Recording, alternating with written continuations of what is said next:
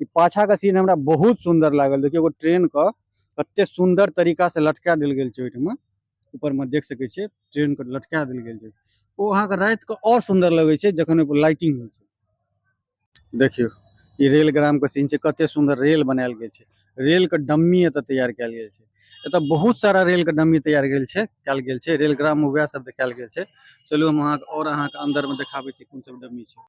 ई देखियो Vande Bharat express train जे छै एकर डम्मी एतऽ बनायल गेल छै। कतेक सुंदर same to same Vande Bharat train के डम्मी बनायल गेल छै।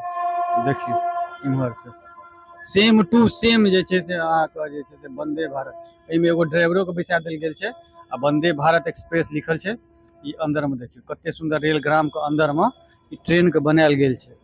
ई जे छै से अहाँके सोनपुर मेलेटा में भेटत ई रेलग्राम। आ ई वंदे भारत एक्सप्रेस के डम्मी बनायल गेल छै। ई पूरा सीन जे छै से अहाँके रेलग्राम के छी। ई रेलग्राम के अंदर में हमसब घुसल छी। देखियो एगो ट्रेन लटकायल छै, बाकी इम्हर जे छै से अहाँके और भी बहुत सारा छै। ई पूरा अखन खाली लग रहल ये कियाकि अखन सुबह के टाइम छै।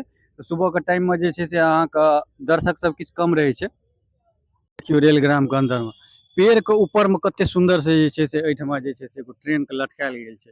ई डम्मीए छियै लेकिन जे छै से एहिमे लटकायल गेल छै। रात के तऽ और सुंदर लगे छै जखन एहिमे लाइट सब बढ़े छै, लाइटिंग होइ छै तो और सुंदर लगे छै। देखियो ई बगल में अहाँ के छै हरिहर क्षेत्र मेला हमारा धरोहर बा से लिखल छै। एठमा देखियो एतऽ रेलग्राम एक्सप्रेस छै। एतऽ अहाँ के छै एसी बोगी के सेहो एतऽ सीन बनायल गेल छै किछु डम्मी में।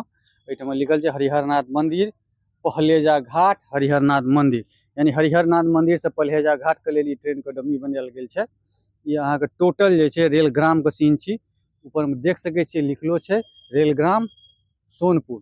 तो रेलग्राम सोनपुर में हम अखन आबि गेल छी। ई अंदर में रेलग्राम सोनपुर में पूरा के पूरा जे छै से डम्मी देल गेल छै रेल के।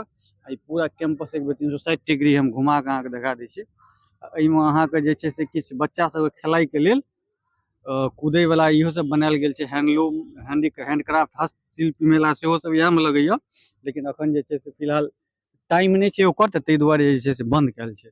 देखियो रेल अथी के अंदर में पिपरागंज टनल पीर परंग जाल टनल टाइप के किछु लिखल छै एतऽ। ई अंदर में देखियो अंदर में की सब छै। ई अंदर में अहाँ के छै से पूरा रेलवे से संबंधित पूरा जतेक भी जे छै ओ सबटा के वीडियो अथी डम्मी लागल ये। आ बहुत सारा शील्ड सब सेहो राखल छै एठमा। ई देखियो रेलग्राम के अंदर में एकटा जे छै से कमल के फूल अथी टाइप के बनल छै। ई फाउंटेन छियै। एहि से अहाँ के किछु फुलवारी फूल सब लागल छै जे एकर शोभा के और बढ़ा रहल छै। देखियो फाउंटेन कते सुंदर लागल छै। ई सब पूरा ई अंदर में जे छै से अहाँ के पूरा जे छै से फुलवारी लागल छै, रंग बिरंग के फूल सब लागल छै। ई रेलग्राम के अंदरे के